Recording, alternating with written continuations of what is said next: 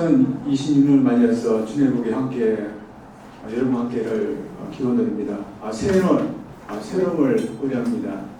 더 이상 2025년이 아니라 2026년 새해라는 해가 되는 것입니다. 시간이 새롭게 된 만큼 우리의 마음도 정신도 새롭게 다짐해야 할 것입니다. 새로운 해를 맞이해서 사람들이 다짐하면서 새롭게 되었는데 저희들은 다짐하는 것이 하나님께서 원하시는 것을 저희들이 다짐하기를 원합니다.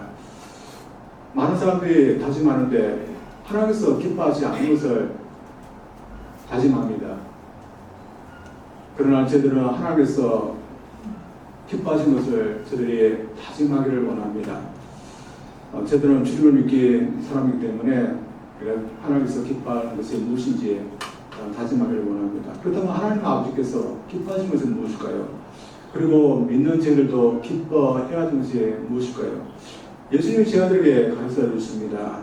예수님이 제자들에게 하나님께서 무엇이 기뻐하시는지 가르치고 해서 먼저 하나님이 어떤 분이신지 가르쳐 주십니다. 본문 말씀을 통해서 가르치는데 먼저 1절 2절 한번 읽어보겠습니다. 나는 참 포도나무요 내 아버지는 농부라. 물은 내게 붙어있어 열매를 맺지 아니하는 가지는 아버지께서 그것을 죄에 버리시고 물은 열매를 맺는 가지는 더 열매를 맺게 하려 그것을 깨끗하게 하십니다. 예수는 하나님 아버지를 어떤 분이라고 말씀하십니까? 농부 같은 분이시라고 하셨습니다. 하나님 아버지는 전능하신 창조주 하나님이십니다. 그래서 얼마든지 열매도 창조할 수 있으신 분이십니다. 그러나 열매를 얻기 위해서 나무를 심으시고 나무로 하여금 열매를 맺게 하시는 것입니다. 하나님은 그렇게 하시는데 우리 인간의 관점에 보면 무엇이 더 쉬울까요? 그냥 창조한 것이 나무를 심고 나무로 하여금 열매를 맺게 하기 위해서 나무를 하여금 기다리는 것보다는 훨씬 더 쉬운 것입니다.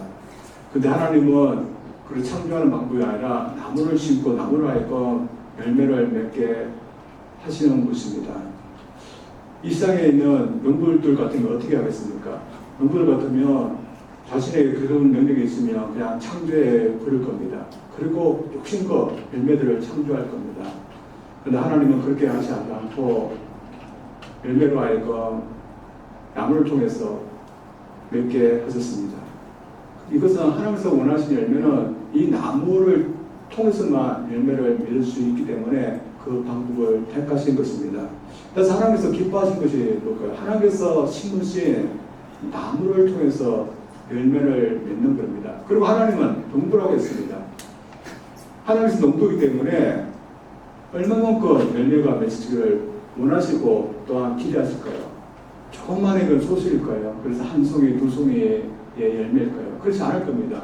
풍성한 열매를 하나님께서 기대하실 것입니다. 따라서 올해 새해 저희들이 하나님의 기뻐하신 것을 다짐한다면 이 나무의 열매를 통해서 풍성한 열매를 맺혀드려야 되는 겁니다. 사실 그래서 하나님이 항상 기뻐하시던 것입니다. 그래서 하나님은 우리가 이 열매를 통해서 많은 열매를 맺기를 바랐는데 그 바람대로 우리가 많은 열매를 맺어봤으면 좋겠습니다. 특별히 올해 새해는 더 이 나무를 통해서 풍성한 열매 맺기를 원합니다. 이러면서 오늘 말씀을 통해서 어떻게 풍성한 열매를 맺을 수 있는지 보고자 합니다. 먼저 예수님이라는 나무를 통해서 열매를 맺어야 합니다. 하나님은 저희에게 어떠한 열매든지 풍성한 열매는 괜찮다 그렇게 하시지 않았습니다. 하나님 원하시는 열매는 이 한 나무를 통해서 얻어지는 열매였습니다. 사실 이 나무가 무엇인지 우리는 알고 있습니다. 왜냐하면 예수님께서도 친히 자신을 이 나무라 하시기 때문입니다. 예수님은 친히 당신을 포도나무라, 참 포도나무라 그렇게 말씀하셨습니다. 예수님께서 가르치신 이 은유를 보자면 하나님 아버지는 이 포도나무를 심으신 농부십니다. 따라서 하나님 아버지가 원하시는 열매는 다른 밖에 있는 어떤 나무에 통해서 맺어진 열매가 아니라 하나님께서 심으신 이 나무를 통해서 얻어지는 열매인 것입니다. 그리고 저희는 이 열매를 맺을 수 있게 되었습니다. 왜냐하면 이 나무의 가지들이 다 다 되었기 때문입니다. 따라서 무엇을 하나님께서 원하실까요? 이 나무를 통해서 저희들이 열매를 맺는 겁니다. 그러면 이 열매가 무엇일까요? 포도나무의 비유가 나오기 때문에 포도나무는 포도주 송이를 맺을 겁니다. 그러나 예수님에게 중요한다면 어떤 열매일까요? 예수님 나무니까 어떤 열매일까요? 토골적인 그런 의미의 그런 열매일 겁니다. 본문에서는 일부만 나왔는데 하나님의 계명에 순종하는 것 또한 사랑하는 것이 그 열매로 나왔습니다. 그리고 예수님 사마리아 성에서 나오는 사람들을 보면서 키워져 가는 곡식들이나 열매들이라 하면서 기뻐하신 것을 보면 또한 열매로 이런 부분이 있는 것입니다. 그렇다면 이 열매는 외적인 부분, 내적인 부분을 포함합니다. 하나님과의 관계에서는 찬송의 열매를 맺어야 되고 사람과의 관계에서는 전도하여서 사람들을 주님께 인도하는 전도의 열매, 또한 서로 사랑하는 사랑의 열매가 있어야 됩니다. 그리고 내적인 인격적인 열매를 맺어야 됩니다. 이것은 성령을 통해서 우리의 인격이 변화되는 열매를 말하는데 대표적으로 어떤 말씀이 있습니까? 갈라디아서 5장 22절과 23절에 나와 있습니다. 우리가 맺어야 될 인격의 열매는 사랑, 희락, 화평, 오래 참음, 자비, 양선, 충성, 온유, 절제입니다. 분명히 성경은 하나님과의 관계에서 우리가 맺어야 될 열매가 있다고 말합니다. 대표적인 것이 우리 인간이 하나님을 예배하고 찬송하는 사람들이 된 겁니다. 그래서 주님을 믿는 저희들은 예수님을 믿게 되면 이런 모습을 갖추는 사람들이 되어야 됩니다. 그래서 히브리서 13장 15절에서 이 열매에 대해서 언급합니다. 그러므로 우리는 예수로 말미암아 항상 찬송의 대사를 하나님께 드리자. 이는 그 이름을 증언하는 입술의 열매다. 오직 예수님을 통해만 이 열매를 맺을 수 있습니다. 저들이 보기에 이것도 열매입니다. 왜 그러냐면 제 사람이 원래 하나님을 찬양하고 섬겼던 그런 사람들이었을까요? 다른 피조물을 섬기고 또 어떤 사람은 자기 자신을 보면서 자아자찬하면서 칭찬하고 또 찬양하는 그런 사람들도 있습니다. 여러분 그렇지 않습니까? 여러분 얼굴 거울을 보면서 와 내가 이렇게 너무 예쁘구나 하면서 자아자찬하고 그렇지 않습니까? 또 나의 능력을 보면서 와 내가 대단한 사람이다 이렇게 거만해가지고 그렇게 찬양하지 않습니까? 그렇게 찬양했던 그 사람이 예수님을 믿고 나서 이제는 하나님을 찬양하고 하나님을 경배하는 예배하는 사람으로 바뀌어진 겁니다. 그런 열매인 것입니다. 또한 놀라운 것은 하나님의 계명을 지키는 그것도 열매라고 말합니다. 그것도 마찬가지로 저희들이 사람은 하나님을 명령을 지키지 아니하는데 예수님을 통해서 이제는 어떻게든지 하나님의 계명 지키려고 하는 사람들로 바뀌어진 겁니다. 놀라운 그런 열매인 것입니다. 그래서 예수님은 이 열매를 계속해서 맺으라고 말씀하는데 대표적인 것이 요한복음 14장 21절입니다. 나의 계명을 지키는 자라야 나를 사랑하는 자니 나를 사랑하는 자는 내 아버지께 사랑을 받을 것이요 나도 그를 사랑하여 그에게 나를 나타내리라. 여러분 하나님 관계에서 여러분 이런 열매를 지금 맺고 있습니까? 예수님을 믿고서 저희들은 하나님을 찬양하고 또 경배하는 사람으로 저들은 살고 있습니까? 또한 하나님의 명령에 계명에 어떻게든지 순종하면서 따라가는 그런 사람들로서는 바뀌어져서 살아가고 있습니까? 저들 이런 열매가 맺혀지기를 원합니다. 그러나 하나님과의 관계에서만 이런 열매가 맺혀지는 것은 아닙니다. 사람과의 관계에서도 열매가 있어야 됩니다. 주님은 특히 자신이 통해서 열매를 맺어갈 때 사랑에 대해서 언급합니다. 그래서 사랑에 거하라. 계속 이런 말씀을 합니다. 하나님만을 사랑하는 것이 아닐 것입니다. 분명히 이웃 사랑에 대한 것을 언급하는 겁니다. 민주자 중에서 하나님께 대해서 나는 매일 하나님을 예배하고 하나님 말씀을 읽고 듣고 기도하고 하나님을 잘 믿는다 자부하는 그런 분들이 있습니다. 그러나 사람과의 관계에서는 열매가 없는 사람들도 있습니다. 뭔가 잘못 열매를 맺고 있는 겁니다. 마찬가지로 인격의 열매도 꼭 맺어야 됩니다. 하나님 오늘도 저에게 새로운 시간을 주셨습니다. 새 세대들이 예수님을 통해 무슨 열매를 맺으면 하나님께서 기뻐하십니까? 우리가 한번 깊이 생각해야 됩니다. 그래서 우리는 저희들이 천명 많이 하는 그런 열매, 또한 하나님을 더 많이 찬양하는 찬양의 열매, 그리고 사람 앞에서도 예전처럼 미워하고 시기하는 그런 열매가 아니라 예수님의 인격을 닮아서 사랑하고 긍휼이 있고 또한 품어주는 그런 열매 더 많이 하시기를 주님으로 축원드립니다. 두 번째로 어떻게 하면 이런 열매를 맺을 수 있는가 합니다. 예수님은 저희들에게 어떻게 하면 이런 열매를 맺을 수 있다고 말씀하고 있습니까? 나의 안에 거하라는 말씀을 하고 있습니다. 그래서 예수님은 너희들 스스로 열매를 맺어라 그렇게 하지 않고 나의 안에 거하라 이런 말씀을 하고 있습니다. 오늘 말씀을 보면 저희들의 열매를 맺는 것은 그들 홀로 하는 것이 아니었습니다. 하나님 아버지도 예수님도 저희들의 열매를 맺도록 일하시는 것입니다. 하나님 아버지도 눈물로서 일하는 고 계시는 것을 말하고 있습니다. 그 모습이 2절에 나와 있습니다. 한번 다시 읽어보겠습니다. 무릇 내게 붙어 있어 열매를 맺지 않는 가지는 아버지께서 그것을 제거해 버리시고 무릇 열매를 맺는 가지는 더 열매를 맺게 하래요. 그것을 깨끗하게 하시느니라. 이 은유에서 하나님 아버지는 포도나무를 가꾸시는 농부이십니다.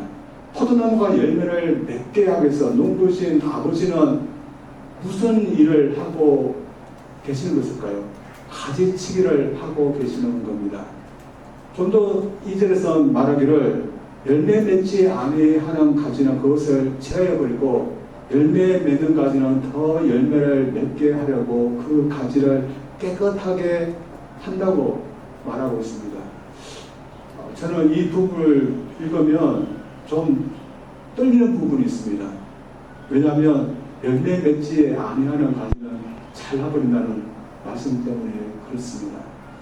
포도나무 경우는 당연히 가지치기를 해서 죽은 나무 가지나 또 열매가 잘 맺지 아니할 가지는 잘라버리면 됩니다. 그러나 사람의 경우에는 쉽게 말할 수가 없습니다. 어떤 사람은 가룟 유다처럼 예수님을 믿는다 하면서 열매를 맺지 않는 그런 사람들이 있다. 그런 경우는 어떤 사람들은 해석하기를 하나님께서 그 사람을 제거해 버린다 그렇게 해석합니다. 그러나 예수님 믿는 사람들 중에는 열매 맺지 않는 사람도 있지만 열매를 맺지만 많이 맺지 않는 그런 사람들도 있습니다. 가지치기 할 경우 열매 맺지 못하는 이 가지들도 다 제거해버리는 겁니다. 그래서 어떤 사람들은 해석하기를 하나님이 이 사람들도 제거해버린다 그렇게 합니다. 그래서 다른 말을 하면 영혼이라도 구원받기 위해서 오래 살지 않게 하고 일찍 결각하게 하신다 이렇게 해석하는 사람들도 있습니다. 여러분 이런 해석 여러분 동의합니까? 동의해서 내가 열매를 맺지 못하면 아차하면 나도 잘라버릴 수 있다. 그럼 항상 두려움 속에서 여러분 살고 있습니까? 오늘 본문의 강조를 보면 누가 열매를 맺지 않는 그런 가지인지 또 누가 열매를 적게 맺는 그런 가지인지 그걸 밝히는 것이 목적이 아니라 하나님께서 열매를 맺기 위해서 일하시는 것을 강조하는 겁니다. 그래서 하나님께서 열매를 맺기 위해서 특별히 깨끗하게 하시는 일을 하신다는 것을 강조하고 있는 겁니다. 그래서 우리가 열매를 맺을 수밖에 없다는 것을 강조하는 것입니다. 저희들 예수님을 믿으면서 용서를 받고 깨끗함을 받지 못하면 과연 우리는 어떤 열매를 맺을 수밖에 없을까요? 우리가 아직 용서를 받지 못하고 깨끗함을 받지 못하고 여전히 죄 아래에 있는 사람이라면 저들은 죄의 열매밖에 맺을 수밖에 없을 겁니다. 그러나 하나님이 예수님을 통해서 우리를 깨끗게 하실 줄 믿습니다. 그래서 하나님께서 저들에게 어떤 가능성을 볼 거예요. 예수님을 믿어서 깨끗하게 함을 받은 저들에게서는 풍성한 열매가 맺혀지기를 다 기대하고 다 하나님께서는 가능성이 있다고 해서 생각하실 겁니다. 그래서 이런 깨끗함을 받은 저들은 그 기대에 맞게 열매를 맺어야 됩니다. 그러나 아직 이런 깨끗함을 받지 못한 사람은 하나님 이런 기대가 없을지도 모릅니다. 하나님께서 기대하는 것은 단지 하나님께 통해서 주님의 그 깨끗함을 받는 것일 것입니다. 그러나 이미 깨끗함을 받은 저희는 다른 더 기대를 했을 겁니다. 그래서 올해 내가 이제 구원받았으니까 이거 족하다 그렇게 생각하면 아니 되는 겁니다. 깨끗함을 받았던 자들에게 하나님께서 기대하시는 풍성한 열매 저희들이 맺으려고 노력해야 될 줄 믿습니다. 그래서 어떻게 하면 풍성한 열매를 저희들이 맺을 수 있을까요? 그것은 예수님의 안에 거함으로써 말하고 말했습니다. 한번 본문 3절에서 6절까지입니다. 너희는 내가 일러준 말로 이미 깨끗해졌으니 내 안에 거하라. 나도 너희 안에 거하리라. 가지가 포도나무에 붙어있지 않으면 스스로 열매를 맺을 수 없음 같이 너희도 내 안에 있지 않으면 거하리라. 나는 포도나무여 너희는 가지라. 그가 내 안에 내가 그 안에 거하며 사람이 열매를 많이 맺나니 나를 떠나서는 너희가 아무것도 할 수 없습니다. 사람이 내 안에 거하지 않으면 가지처럼 밖에 버려서 마르나니 사람들이 그것을 모아다가 불에 던져 살아내리라. 예수님은 포도나무 가지가 열매를 맺는 것 같다고 말씀하십니다. 포도나무 가지가 열매를 맺기 위해서는 포도나무에 붙어있어 포도나무가 공급해준 것을 통해서 열매를 맺어야 됩니다. 포도나무를 통해서 아무런 수분도 영양분도 받지 않게 되면 결코 열매를 맺을 수 없습니다. 포도나무에서 떨어져서 나가 아무런 영양분을 공급받지 못하는 그 가지는 결국에는 말라버리게 됩니다. 예수님은 제자들과 같은 원리를 말씀하시면서 나를 떠나서는 너희가 아무도 할 수 없다 그런 말씀까지 하셨습니다. 그래서 저희는 예수님께 계속 붙어 있어야 됩니다. 예수님께 계속해서 거주해서 예수님으로부터 공급함을 받아야 됩니다. 이러면서 예수님은 예수님께 거한다는 말을 예수님께서 하신 그 말 가운데 거한다는 말로 바꿔주십니다. 그리고 기도하는 것으로 바꿔줬습니다. 그리고 거한다는 말을 제자들이 힘써서 해야 하는 것으로 강조했습니다. 포도나무 가지는 포도나무에 붙어있기 위해서 힘쓸 필요가 없습니다. 그러나 제자들은 예수님 안에 거하기 위해서 힘써야 되는 것입니다. 다시 말해 주님께서 하신 그 말씀 가운데 거하기 위해서 힘써야 되고 기도의 가운데 거하기 위해서 힘써야 됩니다. 하나님은 저희들에게 열매를 맺을 수 있는 그런 비결을 말씀하셨습니다. 누구의 공급하심을 받을지 우리가 그 열매를 맺을 수 있을까요? 하나님께서 기뻐하신 열매는 오직 주님의 공급하심을 받아야지 맺을 수 있는 겁니다. 저들은 이런 주님의 말씀에 대해 화답하고 또한 받아들일까요? 우리가 주님으로부터 공급하심을 받아야 열매를 맺을 수 있다는 주님의 말씀을 간과해서는 안 됩니다. 그러나 저희들은 너무 간과하는 것 같습니다. 사실 저희들은 얼마나 주님으로부터 공급하심을 받으려고 하는지 우리 자신을 보면 압니다. 다시 말해 저희들이 얼마나 주님의 말씀을 보려고 하고 또한 주님께 기도하려고 하는지 보면 알 수 있는 겁니다. 저는 저희들이 주님의 말씀을 통해서 공급함을 받으려고 하고 또한 기도를 통해 공급함을 받으려고 여러분이 노력한다고 생각합니다. 왜냐하면 디모데후서 3장 말씀처럼 주님의 말씀은 우리에게 필요한 모든 것을 공급해 줄 수 있는 공급이기 때문에 그렇게 하는 겁니다. 주님 말씀 우리에게 무엇을 공급해 줍니까? 디모데후서 3장 16절은 이렇게 말합니다. 모든 성경은 하나님의 감동으로 된 것으로 교훈과 책망과 바르게 함과 의로 교육하기에 유익하니 이는 하나님의 사람으로 온전하게 하며 모든 선한 일을 행한 능력을 갖추게 하려 합니다. 그래서 주님의 말씀을 읽고 듣고 묵상할 때 저희들에게 교훈도 하고 책망도 하고 바르게 하고 의로 교육하게 하고 온전하게 하고 모든 선한 일을 할 수 있는 능력도 공급해 주시는 것입니다. 그래서 여러분 말씀을 읽고 듣고 할 때 주님이 여러분에게 공급해 주시는 것입니다. 그리고 기도도 하는 시간도 공급받는 시간입니다. 저는 목사이기 때문에 기도해야 됩니다. 그러나 기도는 의무적으로 우리가 하나님께 뭔가를 해드리는 것이 아닌 겁니다. 기도하는 시간은 주님께서 우리에게 공급해주는 그런 시간인 겁니다. 그래서 우리가 기도할 때 주님은 우리가 주님의 사람으로 설 수 있도록 열매를 맺을 수 있도록 우리에게 공급해 주십니다. 여러분 기도할 때 그렇지 않습니까? 내가 기도할 때 하나님께서 나에게 영적인 힘을 주시고 또한 능력을 주셔서 우리가 살 수 있도록 우리의 공급의 것을 우리가 기도하면서 우리가 느끼는 겁니다. 그러나 세상 사람들은 절대로 주님의 공급하심을 의존하지 않으려고 합니다. 그리고 어떤 그리스도들은 또 그렇게 합니다. 그래서 자신의 힘으로서 능력으로서 하려고 합니다. 그러나 예수님의 포도나무에 칼이 된 저희들은 주님의 공급하심을 믿고 또한 그 가운데서 의존하면서 살려고 해야 됩니다. 2020년도 하나님 우리에게 새해를 주시면서 저에게 열매에 맺혀지기를 기다리고 기대했습니다. 여러분 어떻게 이런 열매를 맺으시려고 해주실까요? 저희들이 예수님의 하나님의 그 길에서 우리가 풍성한 열매를 맺기 위해서는 하나님께서 하라는 대로 여러분 한번 해보시기를 바랍니다. 그래서 예수님께서 나의 끊임없는 공급원이 되시는 것을 여러분 믿고 그렇게 하기를 원합니다.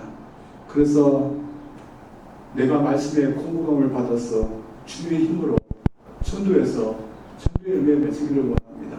그리고 말씀과 기도 속에서 항상 공급함을 받아서 내가 찬양하는 사람들에서 찬양의 열매가 우리 삶 가운데 맺혀지기를 원합니다. 그리고 내가 하나님의 말씀으로서 항상 교훈받고 책망받고 어떤 경우에는 하나님께서 나에게 말씀하신 것이 있어서 내가 그것을 통해서 사람을 사랑할 수 있는 용서할 수 있는 그런 사람으로 바뀌어줄 수 있는 그런 열매가 우리 가운데 맺혀져야 됩니다. 그래서 이런 것을 약속하는 저희들이 주님의 공급하심으로 내가 살아보겠다 결심하시기를 원합니다. 옛날에 이런 공급하심을 처음 했던 사람이 있었습니다.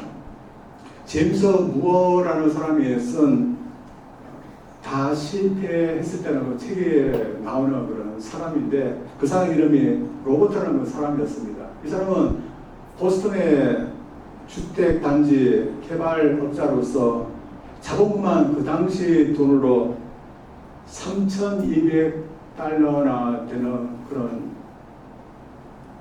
큰 사업을 했던 사업가였습니다. 근데 그가 투자했던 사업이 실패를 했고 그리고 자금난에 막혀져서 그만 파산을 하게 됐습니다. 그가 파산을 하게 된 날 그는 어떻게 해야 될지 참 견딜 수가 없었고 또한 마음이 너무 답답하고 힘들었답니다.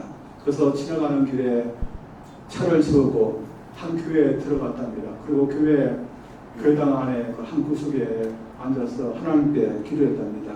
주님 나를 좀 살려주십시오. 살 길이 없습니다. 제가 어떻게 해야 될지 잘 모르겠습니다 하면서 남생 처음으로 교회 다니면서 하나님께 눈물을 흘리면서 기도했답니다. 그리고 그 교회에서 예배가 있었던 것 같습니다.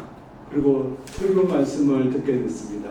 설교는 해당장 야이로가 예수님을 의지했더니 살아났다는 죽은 딸이 살아났다는 그런 이야기였습니다. 근데 그 날따라 그 말씀이 자신에게 새롭게 들리는 것이었습니다. 마치 해당장 야이로는 예수님을 의지해서 죽은 딸이 살아났고 자신의 사업체가 파산했던 것은 주님을 그가 의지하지 않았어서 그런 것 같다고 느껴지게 됐습니다.